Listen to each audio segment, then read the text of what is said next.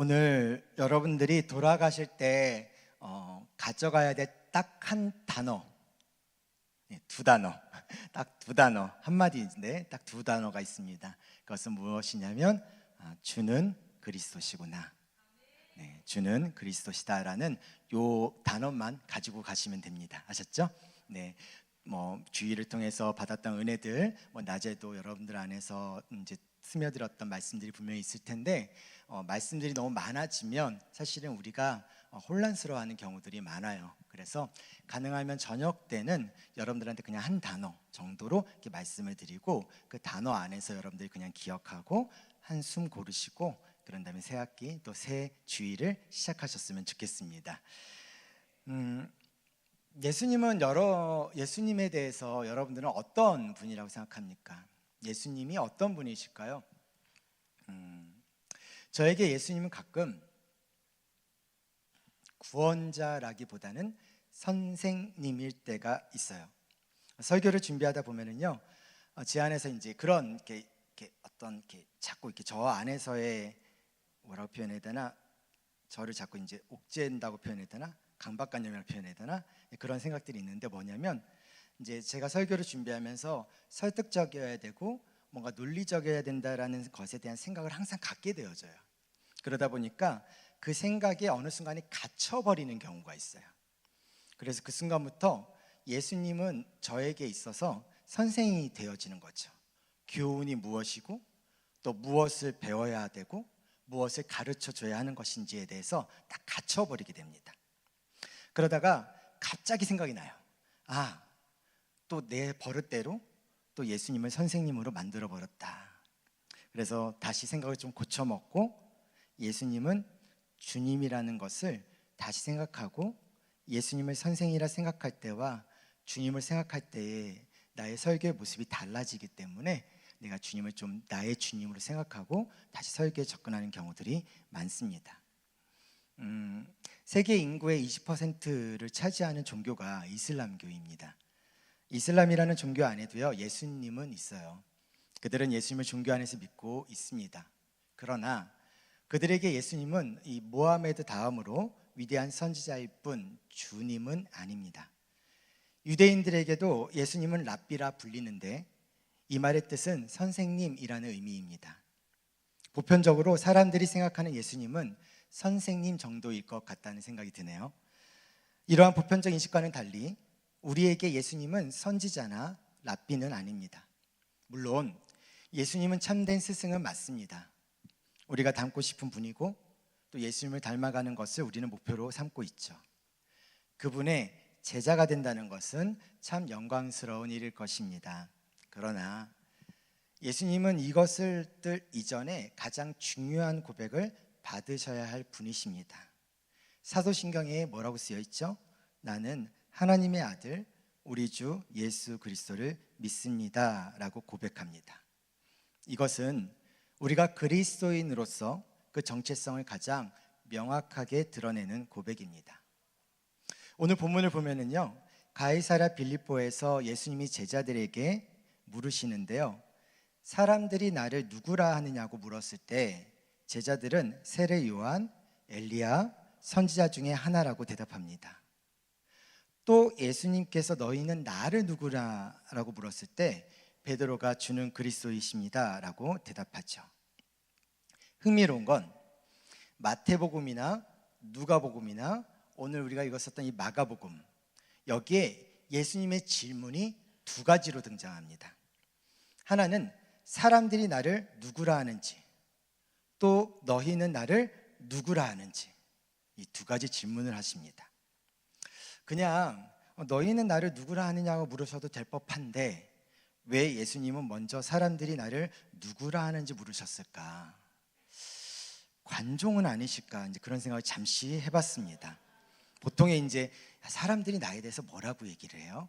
사람들이 나에 대해서 어떤 생각을 해요? 라고 하는 것들에 대한 어떤 그런 관심사들, 누군가에게 인정받고 싶어하고 또 누군가에게서 이제 관심을 받고 싶어하는 그런 부류의 사람들이 대부분이 이런 식의 질문들을 좀 많이 하거든요. 그러다 보니까 잠시 그런 생각이 잠깐 들었기는 했었습니다. 그런데 이제 말씀을 쭉 묵상하면서 왜 예수님께서는 굳이 예루살렘으로 가는 그 길 가운데에서 이 가이사랴 빌립보 앞에서 사람들이 자신을 무엇이라고 하는지, 또 너희들은 나를 무엇이라고 생각하는지를 물어보셨을까? 제가 깨달았던 진리는, 깨달음은, 예수님은 제자들이 지금 누구의 제자인지를 묻고 있다라는 겁니다. 그리고 또한 자신들이 어떤 정체성을 가지고 있어야 하는지를 가르치고자 하셨다라는 것이죠. 사람들이 말하는 예수가 아니라 너가 말하는 예수가 누구냐라는 것을 말씀하기 위해서 예수님은 먼저 첫 번째 질문을 하셨다라는 겁니다. 예수님께서 하셨던 이 질문은요, 이제 예수님께서 고난을 받으시러 예루살렘으로 가는 여정이 시작되면서, 그리고 예수님의 이 죽음과 부활을 가르치시기 시작할 때 하셨던 질문입니다. 제가 조금 전에 예수님을 선생이라고 생각할 때와 주님으로 생각할 때 제 안에서 설교를 준비하는 과정이 달라진다고 말씀을 드렸습니다.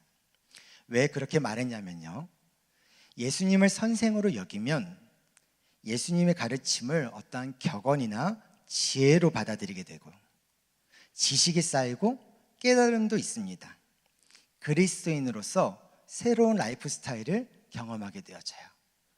그것을 교회 안에서 꾸준히 하고 섬기다 보면 직분도 얻게 되어지고, 또 우리가 세상 사람들이 흔히 얘기하는 가장 높은 직분까지도 올라가는 것이 바로 이러한 상황들입니다.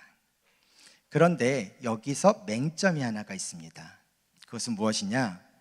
예수님을 선생으로 여긴다는 건 내가 말씀을 판단하고 취사 선택하고 조합하는 주체가 된다는 것입니다. 삶의 주도권이 여전히 내게 있는 거죠. 윤리적이고 도덕적 가르침과 그 예수님의 말씀 사이의 차별성이 없어집니다. 결국 나의 새로운 라이프 스타일은 바뀌었는데 말씀대로 살아야 하는 순종은 안 된다는 거죠. 그 의지도 나에게 달려있기 때문에 그렇습니다. 그러한 신앙은요, 종교 의식에 집중하게 되고요, 결국에는 고행으로 점철되게 됩니다. 그러니 설교를 작성하는 내내 제 눈에 어떤 모습이 보이겠어요? 예수님의 눈에 보이는 것이 아닌 내 눈에 보이는 성도들, 내 눈에 보이는 어떠한 교회, 내 눈에 보이는 세상, 거기에다가 설교하려고 하는 내 자신을 보게 됩니다.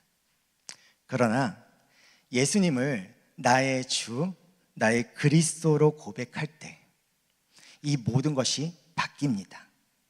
내 안에 내가 바뀐다는 거죠. 내 안의 속성이 그 순간에는 주인이 내가 아닌 예수 그리스도이시기 때문에 내 시선이, 내 생각이 예수 그리스도 중심으로 바뀌어지는 것을 우리는 경험하게 됩니다. 그 예가 갈라디아서 2장 20절인데요. 내가 그리스도와 함께 십자가에 못 박혔나니 그런즉 이제는 내가 사는 것이 아니요 오직 내 안에 그리스도께서 사시는 것이라. 이제 내가 육체 가운데 사는 것은 나를 사랑하사 나를 위하여 자기 자신을 버리신 하나님의 그 아들을 믿는 믿음 안에서 사는 것이라. 이렇게 내 마음속에 내가 여전히 내 껍데기의 모습으로 있지만, 그럼에도 불구하고 내 중심에는 내가 선생으로 모시는 예수가 아닌 나의 주님, 나의 구원자라고 모시는 그 구원자에 대한 마음, 그리고 그 주님을 내 가슴속에 묻힐 때 나의 죄와 나의 육신의 정욕과 나의 어떠함들은 다 십자가에 못 박혔다라는 것을 알기에 주님에 대해서도 사람에 대해서도 세상에 대해서도 우리는 겸손할 수 있고 그들을 존중해 갈 수 있다라는 것입니다. 이렇게 어떠한 사물의 속성 따위가 바뀌어 갈라지는 어떠한 지점, 시기, 상황들을 뭐라고 표현하냐면 분기점이라고 말하는데요. 예수님을 어떤 분으로 생각하고 어떤 고백을 하느냐가 우리 신앙의 분기점이 될 수가 있습니다. 그리고 그 고백 위에서 인생 또한 주님이 주도하시는 인생으로 바뀌게 될 것입니다. 저는 서양 가족들이 이번 한 주의 이 삶의 자리에서 예수님을 주는 그리스도라고 고백하는 사람들, 그렇게 될 수 있기를 간절히 바라고 있습니다. 그래서 제가 이런 기도 제목을 한번 적어봤습니다. 주님, 우리 가족 울서현이가 주는 그리스도라는 고백으로 신앙과 인생의 분기점을 경험하게 하여 주시옵소서. 주는 그리스도라는 그 고백이 그 마음속에 심겨졌을 때 내 마음속에 있던 죄와 모든 것들은 다 십자가의 주님과 함께 못 박히고 이제는 살아 역사하시고 지금도 우리와 함께 하시는 그 주님께서 지금 나와 내 마음속에서 함께하고 있다라는 것. 그래서 주는 그리스도라는 그 고백 가운데서 내 삶이 바뀌고 내 시야가 바뀌고 내 인생이 바뀌고 내 상황이 바뀔 수 있는 그 분기점으로 삼을 수 있는 그 경험이 우리의 자녀들에게 또 우리의 믿지 않는 우리의 가족들에게 또 옆에 있는 우리 지체들에게 특별히 나에게 있기를 간절히 소망합니다. 예수님께서 제자들에게 하셨던 두 질문 기억하시죠? 저는 이 질문이 우리에게 해당된다고도 생각하고 있습니다. 우리에게도 너희는 나를 누구라 하느냐고 물으신다고 생각해요. 우리가 예수님에 대한 명확한 대답을 할 수 있다면 아마 우리는 그리스도인으로서의 정체성을 가지고 살아갈 수 있을 겁니다. 그리스도인의 정체성은 그리스도로부터 시작되기 때문입니다. 또한 이 질문이 서현교회에게도 해당된다고 생각합니다. 교회가 어떻게 세워졌었나요? 교회는 예수를 선생이 아닌 주로 모시는 자들이 모인 곳입니다. 주는 그리스도시요 살아계신 하나님의 아들입니다 라는 이 고백 이외에 교회를 세우시겠다고 교회의 머리이신 예수님께서 말씀하셨습니다. 더군다나 그냥 교회가 아니라 예수님께서 마태복음 16장 18절에서 너는 베드로라 내가 이 반석 위에 내 교회를 세우리니 음부의 권세가 이기지 못하리라 말씀하셨듯이 교회는 음부의 권세가 이기지 못하는 능력 있는 교회입니다. 또 하나 기억해야 할 건 교회는 예수님이 직접 세우셨습니다. 영어로 보면 내 교회를 세우리니 라는 이 말이 I will build my church, 그러니까 사람이 아닌 예수님께서 직접 세우시겠다라고 의지적으로 말씀하고 계신다라는 겁니다. 그래서 우리는 예수님을 그리스도로 믿는 사람들입니다. 스탠리 존스의 인도의 길을 걷고 있는 예수에 나오는 글인데요. 한 의사가 임종을 앞두고 있었어요. 그리스도인인 의사가 곁에서 이렇게 말합니다. 그리스도를 믿고 모든 것을 그분께 맡기라고. 죽어가던 의사는 그 말을 듣고 경이로운 눈빛으로 조용히 그 음성을 들으려고 노력합니다. 새벽이 밝아오자 임종을 앞두었던 의사가 기쁨으로 말했습니다. 나는 평생 무엇을 믿어야 할지 고민했어. 그런데 이제 알겠어. 문제는 무엇이 아니라 누구였던 거야. 예수라는 이름은 구원자라는 의미를 가지고 있습니다. 그리스도라는 말은 헬라어고요. 메시아라는 말은 히브리어로 같은 의미를 가지고 있는데 그리스도라는 말과 메시아라는 말은 어떤 뜻이냐면 기름 부음을 받은 자입니다. 이스라엘에게 기름을 붓는다라는 것은 누군가를 어떤 자리에 임명한다라는 거고요. 그래서 예수님은 그리스도이십니다라는 고백은 예수님은 기름 부음을 받은 자, 구원자라고 고백하는 것과 같은 의미입니다. 예수님은 그리스도이십니다.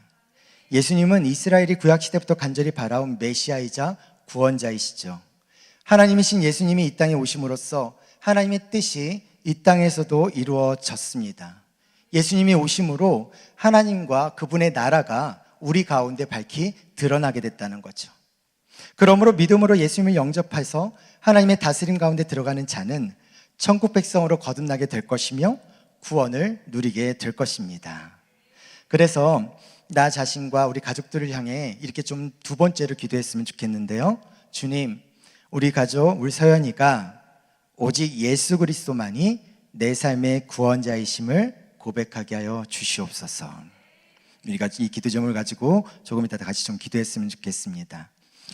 제가 이 설교를 준비하며 계속 저에게 물어봤습니다. 너는 나를 누구라 하느냐? 그러던 어느 시점엔가 이 말이 이렇게 들리는 것 같았어요. 넌 왜 여전히 죄된 모습이냐? 넌 나를 누구라 하느냐? 내가 너에게 실망한 게 얼마나 많은 줄 아냐? 도대체 넌 나를 누구라고 하느냐? 자꾸 물으시는 것 같았어요. 넌 나를 누구라 하느냐? 넌 나를 누구라 하느냐? 그러더니 이 말이 이제 좀 이렇게 마음속에서 들리더라고요. 너가 나를 누구인지 생각하는 그대로 살아야 하지 않겠냐? 너가 나를 누구인지 생각하는 그대로 살아야 하지 않겠냐? 여러분, 우리는 예수님을 그리스도를 믿는 사람들이기에 믿는 대로 살아가야 합니다. 믿음을 가진다는 것은 믿음을 가진 대로 사는 것을 말하는 거예요. 그리스도가 우리의 삶의 주인이라고 고백했으면 그렇게 살아야 하는 거죠. 그분을 주라고 고백했다면, 그리고 그 믿음을 지키기 위해 끝까지 살아내는 겁니다. 우리의 완전함을 자랑하기보다는 우리의 부족함 가운데서 우리를 인도하시는 그 주님을 고백하는 것입니다. 오늘 설교 제목처럼 여러분은 완벽한 모델을 찾으십니까? 완벽한 모델은 한 분밖에 없습니다. 바로 예수님이십니다. 라고 말할 것 같았죠. 네. 우리가 항상 여러분들이 반응을 이렇게 아멘이라는 반응을 잘해 주셔서 내가 이 문장을 꼭 썼습니다. 라고 말할 것 같았지만, 자, 제가 예화 하나를 가지고 왔는데요. 이 예화를 좀 잘 들으셨으면 좋겠어요. 들으시면서 여러분들 안에다가 이런 질문을 했으면 좋겠습니다. 과연 나는 예수님을 내 인생에, 그리고 내 가정에, 자녀 교육에, 부모 긍정에, 아니면 성공에 완벽한 모델을 생각하고 있었던 것은 아닌지, 한번 이 질문을 스스로에게 던지면서 제가 읽어드리는 예화를 좀 들어보셨으면 좋겠습니다. C.S. 루이스는요, 영국의 옥스퍼드와 캠브리지에서 학생들을 가르쳤었고요, 금세기의 위대한 크리스찬 평신도로 칭송받는 분입니다. 그가 캠브리지 채플에서 설교를 했는데 제목이 뭐였냐면 예수의 구주 되심이라는 주제였습니다. 설교가 끝난 뒤 한 학생이 C.S. 루이스 교수에게 이렇게 말했다고 합니다. 만약 오늘 선생님께서 예수는 위대한 본받아야 할 스승이라고 말했다면 우리 모두는 선생님에게 박수를 쳤을 것입니다. 그런데 선생님께서는 예수는 구세주이다라는 이 캐캐묵은 기독교의 교리를 얘기했으므로 우리는 어떠한 반응도 보이지 않은 것입니다. 이때 C.S. 루이스는 그 청년에게 이런 반문을 했다고 합니다. 자네는 정말 예수가 완벽한 모델이라고 생각하는가? 아, 그럼요. 당연히 그렇게 생각하죠. 그러면 이 완벽한 모델이신 예수를 따라가는 것이 중요한 삶이라고 믿는가? 그렇죠. 그러면 자네에게 묻겠네. 자네는 완벽한 도덕적인 모델이신 예수를 자네가 완전히 따라갈 수 있다고 생각하나? 청년은 한참 동안 생각하다가 대답했습니다. 완전하게 따라갈 수는 없겠죠. 아, 그러면 자네도 도덕적 실패를 인정하는군. 그렇다면 자네의 삶에도 실수가 있었고 죄가 있었다는 사실을 인정하는가? 아, 인정하죠. 그렇다면 자네에게 필요한 것은 도덕적으로 완벽한 모델로서의 예수가 아니네. 자네의 도덕적인 실패와 죄에서부터 자네를 구원하실 수 있는 구세주이신 예수가 먼저 필요하다네. 죄인에게는 완벽한 모델로서의 예수가 필요한 것이 아니라 구세주로서의 예수가 필요하다네. 구주이신 그리스도를 만난 다음에 비로소 그분은 자녀에게 삶의 모델이 될 수가 있다네. 제가 맨 처음 여러분들 했던 질문이 예수님은 여러분에게 어떤 분이십니까? 라는 질문이었습니다. 여러분은 예수님을 주님으로, 그리스도로 고백하십니까? 흔히 공간복음이라고 하는 마태와 마가와 누가복음을 구조적으로 나누다 보면 마태복음 16장과 마가복음 8장, 누가복음 9장부터가 각 복음서의 분기점입니다. 거기에서부터 예수님에 대한 고백과 예수님의 사역이 달라지게 됩니다. 그 고백 이전의 예수님의 사역은요, 인간들의 필요를 채워주기 위해 기적을 통해 치유하고 가르치는 사역이 주였었다면, 고백 이후의 예수님의 사역은 우리에게 기적을 베푸시는 것이 아니라 우리가 예수님을 주로 믿으니 어떻게 주로 믿는 그 예수님을 제자로서 삶을 살아갈 것인지, 또한 십자가를 지는 삶을 살아갈 것인지를 이야기하고 있다라는 겁니다. 예수님을 나의 필요에 의해 가진 신앙과 예수님을 나의 주님이라고 고백하는 신앙은 완전히 달라진다라는 겁니다. 예수님을 나의 주인으로 고백하는 순간부터 예수님은 나의 필요를 채워주시는 분이 아니라 내 인생의 궁극적인 주인 되시기에 내가 예수님을 따라가겠습니다 라는 이 고백 위에 우리의 신앙이 세워지는 겁니다. 그러면 그때부터 예수님이 우리를 다스리십니다. 그래서 완벽한 모델을 찾을 필요가 없습니다. 예수님이 나를 다스리시는데 완벽해질 이유가 있겠습니까? 예수님이 나를 보호하시는데 나를 보호해야 할 무엇인가를 찾아다닐 필요가 있겠습니까? 아니요, 전혀 필요가 없습니다. 완벽한 모델을 찾으십니까? 이제는 찾지 마십시오. 찾을 필요가 없습니다. 나를 사랑하사 나를 위하여 자기 자신을 버리신 그 예수님의 다스림 안에 거하는 것만으로도 우리는 천국 백성으로서의 풍성한 삶을 충분히 누릴 수 있습니다. 그래서 저는 세 번째 이러한 기도 제목을 같이 나누고 싶은데요. 주님, 우리 가족 우리 서연이가 헛된 것을 쫓지 않고 예수님의 다스림 안에서 풍성한 삶을 누리게 하옵소서. 말씀을 맺습니다. 여러분은 예수님을 무엇이라고 믿습니까? 우리는 예수님을 그리스도로 믿는 사람들입니다. 이 고백으로 한 주간 살아가는 우리 서연의 영가족들 되시기를 주의 이름으로 축원합니다. 우리 성도님들의 가족들이 다 그렇게 되시기를 축복합니다. 우리 세 가지 기도 제목 다시 한번 띄워주시겠어요? 우리 첫 번째부터 우리 같이 한번 읽도록 하겠습니다. 시작.